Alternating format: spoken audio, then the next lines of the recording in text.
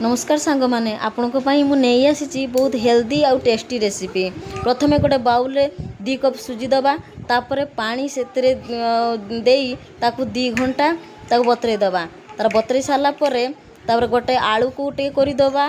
तापर गोटे गाजर करी दबा तापर गाजर करी दे सारा परे तापर गोटे सेतिरे आमे कोन करबा ना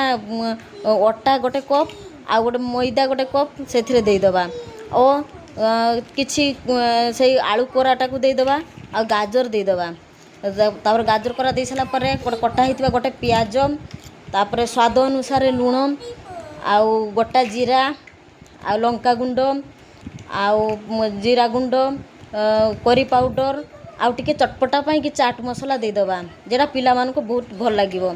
तापर दे सारा पर आपण जदि मो चैनल को जदि पसंद करुथिबे मोर रेसिपी को पसंद करुथिबे ताहले प्लीज मो चैनल को टे सब्सक्राइब कर देबे। तापर ताको भल भाबरे गळेई तापर आउटे कळा जीरा आउटे भृसंग पत्र आउटे टेस्ट बढ़ाइबा पई सेथिरे दे दबा तापर तावा गरम करके सेथिरे टे तेल ऐड करी सेथिरे पिठा शेप दे दबा तापर खाली ब्रेकफास्ट पाई कि नुहे पिला मानकर टिफिन पाई कि भी बहुत बहुत हेल्दी हबो। देखंतु पिठाटा केते सुंदर हेजी बहुत स्मूथ हेजी देखंतु रखुची जय।